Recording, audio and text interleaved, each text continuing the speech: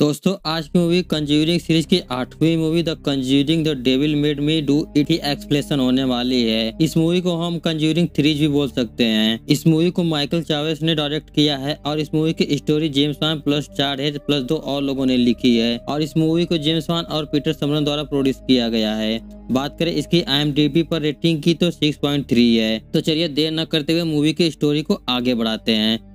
Movie की शुरुआत 18 जुलाई सन 1981 से शुरू होती है, जहां पर ग्लेशियर परिवार ने अपने 8 साल के बच्चे डेविड ग्लेशियर को शैतानी रूप से आजाद कराने के लिए एड और लॉरेन को बुलाया गया था। कुछ प्रेयर करने के बाद सभी लोग एक छोटा सा ब्रेक लेते हैं और हम इस घर की हालत को देखते हैं, जहां पर हर जगह पर तोड़फोड़ हुई होती है क्योंकि वायलेंस के प्रेयर से इस शैतान को दर्द हो रहा होता है, तो उसने ही सारी तबाही मचाई होती है। ब्रेक के दौरान आर्ने जॉनसन डेविड को उसके रूम में ले जाता है ताकि वो थोड़ी देर आराम कर सके। तभी इनके घर पर फादर गार्डन आते हैं जो कि डेविड का एक्सोर्सिज्म करेंगे। तभी डेविड के कमरे में वह शैतान आने की कोशिश करने लगता है और उससे बचने के लिए डेविड बाथटब में छिप जाता है। थोड़ी देर बाद डेविड को उस शैतान का हाथ दिखता है और वह शैतान डेविड को खून की होली खिला देता है। सभी लोग डेविड की आवाज सुनकर तुरंत ही उसके पास आते हैं, पर डेविड पूरी तरह से पोजेस्ड हो चुका होता है और वो तुरंत ही अपने फादर पर चाकू से हमला कर देता है। एड उसे तुरंत ही पकड़कर नीचे ले जाने लगता है और वो शैतान डेविड को रोकने के लिए बहुत प्रयास करता है, पर एड किसी तरह उसे लाकर नीचे टेबल पर रख देता है और फादर से कहता है कि हमको यहीं पर एक्सोर्सिज्म करना होगा अभी तुरंत ही। फिर फादर प्रेयर स्टार्ट करते हैं जिससे उस शैतान को बहुत दर्द होने लगता है और इसी बीच लॉरेन डेविड के हाथ को टच करती है तो उसे एक विजन आता है जिसमें वो एक हाथ को देखती है जो कि ब्लैक मैजिक कर रहा होता है। फिर वह शैतान घर के सभी प्लेटों से इन पर अटैक कर देता है जिसमें फादर गार्डन घायल होकर नीचे गिर जाते हैं और सभी लोग डेविड को पकड़े होते हैं और वह शैतान डेविड के शरीर को तोड़ मरोड़ कर अजीब पोजीशन में ला देता है। फिर वह सभी लोगों को धक्का दे देता है और एड के शरीर के ऊपर चढ़कर कहता है कि मैं तेरा दिल ही रोक दूंगा बुड्ढे। फिर वह उसके दिल पर जोरदार पंच मारता है जिसकी वजह से उसकी सांसें रुकने लगती है। तभी डेविड को आर्ने पकड़ लेता है और कहता है कि तुम उसे छोड़कर मेरे अंदर आ जाओ, मैं तुम्हें अपने अंदर बुला रहा हूँ। इसके बाद वह शैतान डेविड को छोड़कर आर्ने में ट्रांसफर हो जाता है और ऐसा होते हुए एड देख लेता है, पर वह चाहकर भी कुछ नहीं कर पाता है क्योंकि उसे हार्ट अटैक आया होता है। फिर सब कुछ यहाँ पर शांत हो जाता है और सभी लोगों को लगता है कि शैतान अब चला गया है। फिर सभी लोग एड को लेकर हॉस्पिटल में जाते हैं, जहाँ पर हॉस्पिटल का डॉक्टर उन्हें बताता है कि एड को हार्ट अटैक हुआ है, पर कोई छोटा मोटा हार्ट अटैक नहीं हुआ है। फिर लॉरेन यहीं पर रुककर एड की देखभाल करती है। फिर हम आर्ने और डेवी को देखते हैं जो कि गर्लफ्रेंड बॉयफ्रेंड होते हैं और ये सब अपने लैंडलेड ब्रूनो के यहाँ रहते हैं विदाउट रेंट, क्योंकि यहाँ पर डेवी ब्रूनो के कुत्तों का ख्याल रखती है जो कि ब्रूनो नहीं कर पाता है। यहीं पर आने डेवी से यहाँ से दूसरी जगह शिफ्ट होने के लिए कहता है, जिस पर डेवी कहते हैं कि मैं इस बारे में सोचूंगी। फिर आर्ने फ्रिज में से कुछ सामान लेने के लिए जाता है जहाँ पर उसे किसी होने की मौजूदगी महसूस होती है। फिर वह एक छोटा सा होल में से देखता है, तभी उसे कोई शैतान आकर उसे डरा देता है। दूसरी तरफ एड के पास लॉरेन होती है जहाँ पर फादर गार्डन आते हैं और लॉरेन को घर पर जाने के लिए कहते हैं। तभी फादर को लॉरेन अपने लव स्टोरी के बारे में बताने लगती है कि कैसे हम मिले थे, मैं तो घर पर चली जाऊंगी पर मेरा दिल यहीं रहेगा इसके पास। इसके बाद हम आर्ने को देखते हैं जो कि अपना काम कर रहा होता है। तभी उसके सामने वाले घर में से एक शैतान उसे देख रहा होता है। वह उसे देखने के चक्कर में उसके हाथ से चैन सॉप नीचे गिर जाता है जिससे उनके साथी के साथ हादसा होने से बच जाता है। फिर उसकी तबीयत खराब होने लगती है तो वह तुरंत ही अपने घर पर चला आता है जहाँ पर ब्रूनो उसे बियर पीने के लिए कहता है। इधर एड को होश आता है तो वह तुरंत ही लॉरेन को कहता है कि शैतान गया नहीं है बल्कि आर्ने में ट्रांसफर हो गया है और हमें उसे रोकना होगा। फिर लॉरेन डेवी को फोन करती है पर यहाँ पर कोई भी फोन को रिसीव नहीं कर पाता है क्योंकि इनके घर में बहुत लाउड में म्यूजिक बज रहा होता है जिसकी वजह से इन्हें फोन की घंटी सुनाई नहीं देती है। फिर लॉरेन पुलिस को फोन करती है और बताती है कि ब्रूकफील्ड में एक बड़ा हादसा होने वाला है, आप लोग जल्दी से वहां पहुंचिए। इधर ब्रूनो काफी नशे में होता है और आने के अंदर शैतान धीरे धीरे हावी होने लगता है। उसे दिखता है कि डेवी के ऊपर कोई शैतान मारने की कोशिश कर रहा है और वह शैतान आर्ने की तरफ बढ़ता है। तभी आर्ने उसे नाइफ से स्टैब कर देता है। फिर वह पोजेस्ड हालत में रोड पर चलने लगता है। तभी उसके पास एक पुलिस वाला आता है और उसे रुकने के लिए कहता है। तभी आर्ने भी नॉर्मल हो जाता है और कहता है कि लगता है मैंने किसी को चोट पहुंचाई है। फिर हमें न्यूज से पता चलता है कि ब्रूनो की हत्या 22 बार चाकू से मारकर किया गया है और यह ब्रूकफील्ड के 193 ईयर की हिस्ट्री में पहली बार हुआ है। अगले सीन में आर्ने पुलिस की कस्टडी में होता है जहां पर एड और लॉरेन उसके सामने क्रॉस होली वाटर रखकर बाइबल पढ़ाते हैं और आर्ने बड़ी ही आसानी से बाइबल को रीड कर पाता है, मतलब अब उसके अंदर कोई भी शैतान नहीं है। यहीं पर डेबी कहते हैं कि मैं उस वक्त वहाँ पर थी और मैं दावे के साथ कह सकती हूँ कि यह सब आर्ने ने नहीं किया है। अगर वो शैतान चला गया है तो आप लोग क्या करेंगे? फिर एड और लॉरेन उनके वकील से मिलते हैं और उनके वकील कहते हैं कि और वो आदमी पूरे खून से लथपथ था, मर्डर का हथियार भी उसी का था, हर जगह उसके उंगलियों के निशान है।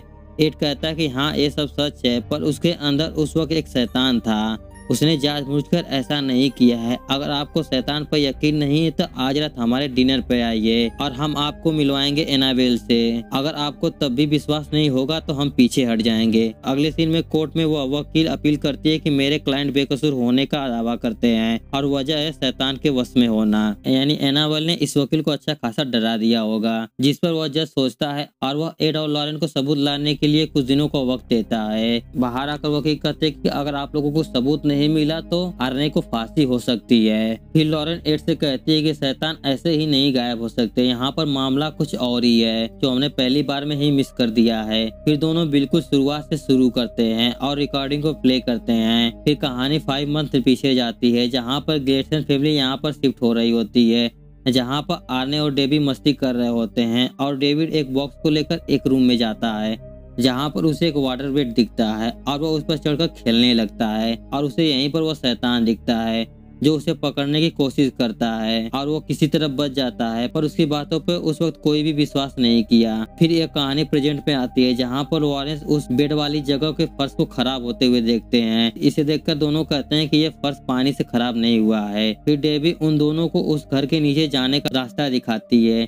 यहाँ पर एड लॉरेंस से कहता है कि इसके अंदर मैं जाऊंगा, खामा तुम्हारी ड्रेस खराब हो जाएगी। फिर लॉरेन हंसते हुए अंदर चली जाती है, जहाँ पर उसे एक बोरी नजर आती है और उसके आसपास बहुत सारे चूहे मंडरा रहे होते हैं। लॉरेन उस बोरी को हटाती है तो उसके अंदर एक विश टोटम होता है, मतलब यहाँ पर शैतान आया नहीं था बल्कि उसे यहाँ पर बुलाया गया था टोटका करके। फिर लॉरेन उसकी फोटो लेती है और लॉरेन सभी को बताती है कि ये डायन टोटका है जो शैतान के पुजारी काले जादू पाने के लिए इस्तेमाल करते हैं। हमें ऐसा लगता है कि डेविड को श्राप दिया गया है और ये श्राप डेविड से होते हुए आर्ने में चला गया है और ये किसी ने जानबूझकर किया है। ये सब देखकर फादर गार्डन कहते हैं कि इस सभी चीजों के बारे में बस एक ही इंसान बता सकता है, जो कि है फादर कैशनर, जिन्होंने 10 से 12 साल पहले रैम कट ग्रुप के पर्दाफाश किया था। फिर वारेन सीधे ही फादर कैशनर के पास पहुंच जाते हैं, जो अब रिटायर होने के बाद अकेले ही रहते हैं। फिर यहाँ पर फादर बताते हैं कि ये बहुत ही ताकतवर टोटका है, बहुत बुरी नीयत से बनाया गया है। फिर वारेंस को अपने बेसमेंट में ले जाते हैं, जहाँ पर उन्होंने रैम कट से जुड़े हुए काफी चीजें इकट्ठा की होती है और एक किस्सा भी बताते हैं कि जब मैं मैक्सवेल के भक्तों को समझ रहा था तो मैंने 9 सालों तक इन पर रिसर्च किया। वो बलि चढ़ाकर शैतान और राक्षसों की पूजा करते थे, अपनी घिनौनी हरकतों से पवित्र भूमि को अपवित्र करते थे, ईश्वर के अपमान में ऐसी घटिया काम करते थे कि जो मैं आपको बता भी नहीं सकता,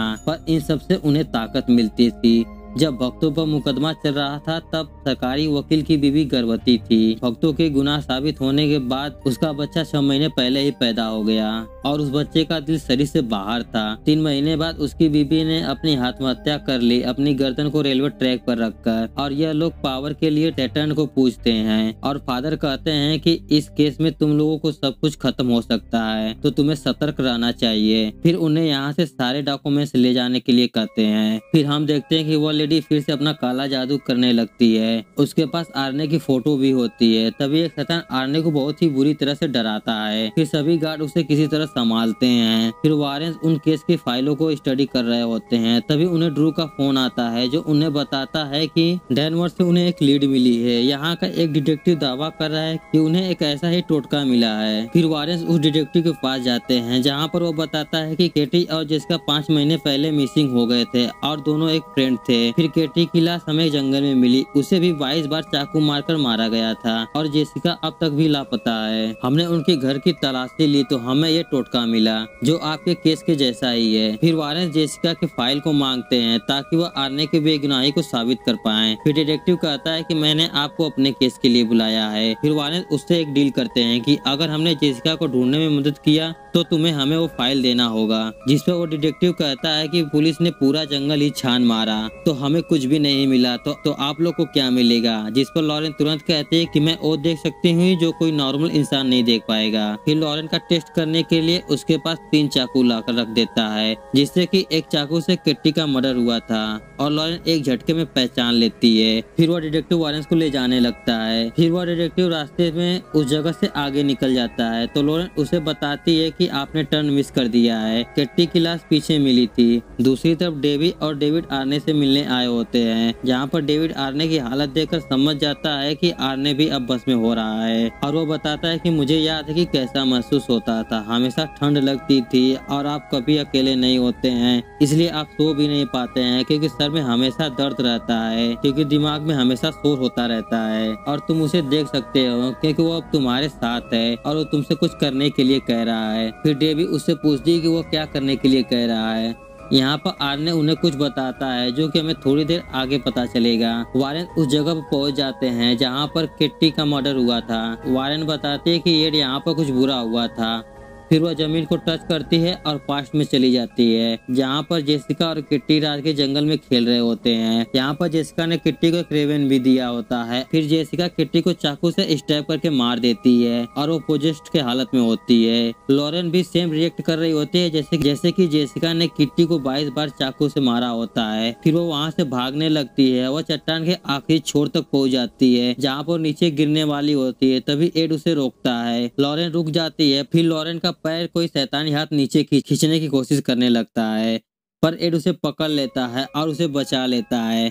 फिर लॉरेन उन्हें बताती है कि जेसिका की बॉडी नीचे तालाब में है। फिर पुलिस उस तालाब की छानबीन करती है जहां पर उन्हें एक बॉडी मिलती है। फिर वारेन एक होटल में रुके होते हैं जहां पर उन्हें डेवी का फोन आता है और वो कहती है वो आर्ने का पीछा करते करते उसके जेल तक चला गया है और वो आर्ने को अपनी जान लेने के लिए कह रहा है। तो एड उन्हें तुरंत ही जेल के फादर न्यूमन से बात करने के लिए कहता है और कहता है कि वो आर्ने पे 24 घंटे नजर रखे। तभी इनका फोन डिमोनिक आवाज में कट जाता है। फिर फादर न्यूमन जेल में जाते हैं और आर्ने को एक होली वाटर देते हैं और कहते हैं कि परमेश्वर सबको अपनी रक्षा करने का हक देता है। इधर वारेन कहते हैं कि ये शैतान अपने मर्जी से नहीं आया है, उसे कर्स के द्वारा बुलाया गया है और यह कर्स तोड़े भी जा सकते हैं। यहीं पर लॉरेन एड को बताते हैं कि जब मैंने डेविड के घर पर थी और मैंने उसके हाथ को टच किया था तब मुझे एक विजन दिखा था जिसमें एक लड़की ब्लैक मैजिक कर रही थी। तब मुझे नहीं पता था कि ये क्या चीज है, पर मुझे अब समझ में आ रहा है। मैं उस वक्त उस शख्स से जुड़ गई थी और वो बॉडी जो पुलिस को मिली है अगर वो सच में जेसिका की है तो वह कनेक्शन अब भी खुला हो सकता है। इधर आर्ने भी पोजेस्ट हो रहा होता है और वह काफी ज्यादा डर गया होता है, तो वह होली वाटर का एक सर्कल बना के उसके बीच में बैठकर प्रेयर करने लगता है। जब वारेन उस मार्ग तक पहुंचते हैं तो वो बंद होता है जहां पर कोई भी गार्ड नहीं होता है। तभी एड दरवाजे के कांच को तोड़कर कहता है कि इसकी भरपाई हम कर देंगे। फिर दोनों अंदर जाते हैं जहां पर वारेन उस बॉडी का हाथ पकड़कर कनेक्शन बनाने लगती है। फिर थोड़ी देर बाद वो कनेक्शन बन जाता है और वो एक टनल में पहुंच जाती है जहाँ पर वो देखती है कि वहाँ पर एक पूजा स्थल है और वहाँ पर काली मोमबत्तियां भी है। फिर उसे एक औरत का हाथ दिखता है जो कि उस पूजा को फिर से शुरू कर रही होती है और उसके पास आर्ने की फोटो भी होती है। वो ऐसा करके आर्ने को अपने बस में कर लेती है और वो उसके ऐसा करते ही आर्ने पूरी तरह से पोजेस्ट हो जाता है और वो अपने होली वाटर को तोड़कर उससे सुसाइड करने वाला होता है। तभी लॉरेन उसे एक झटके में इस प्रक्रिया को पूरा नहीं करने देती है और उसे बीच में ही रोक देती है और आर्ने भी बच जाता है। यहाँ पर लॉरेन उस लड़की के आमने सामने होती है और वो लड़की कहती है कि तुम ये कैसे कर रही हो। लॉरेन कहती है कि परमेश्वर ने मुझे ये सब दिखाया है, जिस पर वो कहती है कि फिर तो तुम्हें परमेश्वर को तुमसे प्यार नहीं है और ये कनेक्शन दोनों तरफ से जुड़ गया होता है जिस वजह से दोनों एक दूसरे को देख पा रहे होते हैं। फिर वो लड़की उस मार्ग में एक बॉडी को पोजेस्ट करके खड़ा करती है और लॉरेन को मरवाने के लिए कहती है, लेकिन वक्त से पहले ही एड लॉरेन को हटा लेता है जिस वजह से कनेक्शन टूट जाता है और वो बॉडी गिरकर नॉर्मल हो जाती है। फिर वारेंस घर आते हैं। यहाँ पर ड्रू उन्हें एक यूरोपियन जादू टोने की किताब दिखाता है जिसमें उस कर्ज के बहुत ही लिखे होते हैं और उन्हें पता चलता है कि इस कर्ज को पूरा करने के लिए एक कत्ल करना पड़ेगा, फिर सुसाइड करना होगा और इस कर्ज को तोड़ने के उपाय भी होते हैं जिसमें उस पूजा स्थल को तोड़ना होगा। आगे की लैंग्वेज अरबिक भाषा में होती है जो उन्हें समझ में नहीं आती है। तो भी डेवी कहती है कि आपने उसे रोक दिया था तो शायद वो पीछे हट जाए और वो हार मान जाए, जिस पर लॉरेन कहती है कि वो नहीं रुकेगी। इस कर्ज को शुरू करने वाले को कर्ज पूरा करना पड़ेगा, नहीं तो उसकी जान भी जा सकती है। लॉरेन उन्हें उस जगह के बारे में बताती बताती है कि वहाँ पर ठंड थी, सीलिंग से पानी टपक रहा था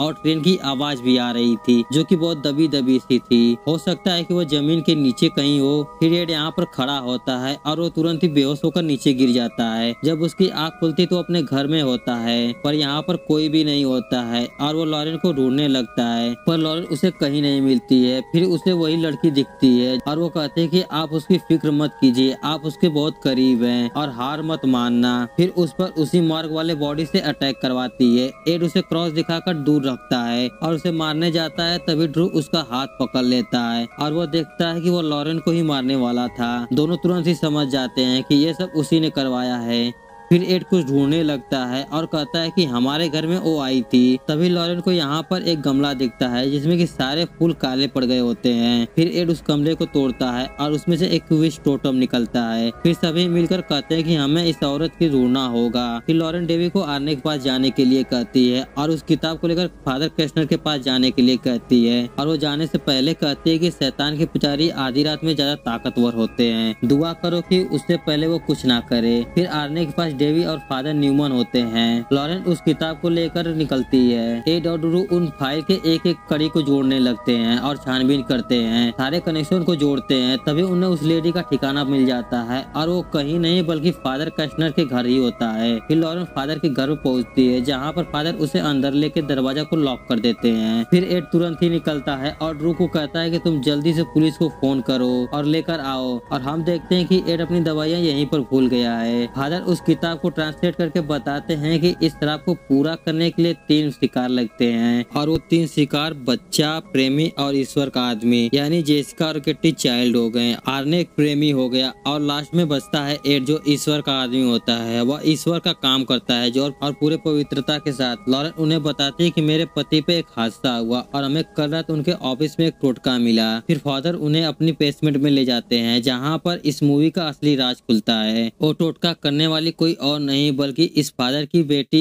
आशला होती है। फादर बताते हैं कि इसकी माँ ने इसे जन्म देते ही गुजर गई और वो मैं चर्च को बता नहीं सकता था, तो मैंने उसे यहीं पर सबसे छिपा कर पाला और वो इसी बेसमेंट में बड़ी हुई है। और हम सबको ध्यान रखना चाहिए कि हमारा जुनून हमारे बच्चों का फितूर न बन जाए। और वो कुछ साल बाद मेरे पास आई। मुझे लगा कि इतने सालों बाद वो मेरे पास आई है, पर वो मेरे लिए नहीं आई थी, वो यहाँ पर सैटर्न के लिए आई थी। तुम नीचे जाओ, तुम्हें वहीं पर उसका पूजा स्थल मिलेगा। फिर लॉरेन अंदर जाती है तो आशला यहाँ पर आती है और वो फादर को एक झटके में बिना सोचे समझे ही मार देती है, जिसे कि लॉरेन भी महसूस कर पाती है। फिर लॉरेन उस स्थल को तोड़ने का प्रयास करने लगती है, पर वो बहुत हैवी होता है जो कि उसके बस का नहीं होता है। तभी आशला भी उसके पीछे आ जाती है। एड भी यहाँ पर पहुँच जाता है और वो लॉरेन की आवाज सुनकर एक हथौड़े से वहाँ के सुरंग के ताला तोड़ता है। फिर आशला उसे मारने की कोशिश करने लगती है, लेकिन लॉरेन उसे किसी तरह मारकर हटाकर भाग जाती है वहाँ से। एड जब नीचे आता है तो उसे लॉरेन दिखती है जो कि उसकी तरफ बढ़ रही होती है, पर वो आशला होती है जो उसके आंखों में कुछ फूंक कर पोजेस्ट कर लेती है और वो अपने पूजा स्थल पर जाती है जहाँ पर वो अपना कर्ज को पूरा करने लगती है। तभी एड लॉरेन को हथौड़े से मारने की कोशिश करने लगता है। इधर आर्ने भी पूरी तरह से पोजेस्ट हो जाता है और वो हवा में हो जाता है और अपनी जान लेने की कोशिश करने लगता है, पर डेवी उसी किसी तरह रोकती है। एड लगातार लॉरेन को मारने की कोशिश करने लगता है, पर लॉरेन उसे अपना पास्ट याद दिलाती है जिसमें एड अपने प्यार को याद करने लगता है और वो धीरे धीरे बिल्कुल ठीक हो जाता है। यहाँ पर प्यार की ताकत को दिखाया गया है। फिर एड एक झटके में ही उस हथौड़े से उस पूजा स्थल को तोड़ देता है। उसके ऐसा होते ही आर्ने की जान बच जाती है और वो बिल्कुल ठीक हो जाता है। तभी उसके पास आशला आती है उन्हें चाकू से मारने के लिए। तभी उसकी बॉडी पूरी अजीब तरह से मुड़ने लगती है और उसके पीछे एक शैतान आता है जो कि बिल्कुल उसी के जैसा होता है और वो आशला को मार देता है क्योंकि उसे एक रूह चाहिए था, चाहे किसी की भी रूह हो, और वो बिना रूह लिए वापस नर्क में नहीं जाएगा। फिर एड और लॉरेन बाहर आते हैं जहाँ पर एड की हालत खराब होने लगती है। फिर लॉरेन उसे अपने लॉकेट में से एक दवाई निकाल कर देती है जिससे वो बेटर महसूस करता है। फिर एड अपने म्यूजियम में उस अकल्ट को रखता है। आर्ने को कोर्ट में पेश किया जाता है जहाँ पर उसे अनजाने में की गई मानव हत्या का आरोप लगता है और उसे 5 साल की सजा होती है। आर्ने ने सजा के दौरान ही डेवी से शादी कर ली और वो दोनों आज भी शादीशुदा है। मूवी के लास्ट में एड लॉरेन को एक सरप्राइज के तौर पर अपनी पहली प्यार वाली जगह जैसे ही शेल्टर देता है, जिसे देखकर लॉरेन बहुत खुश हो जाती है और इस मूवी की यहीं पर हैप्पी एंडिंग हो जाती है।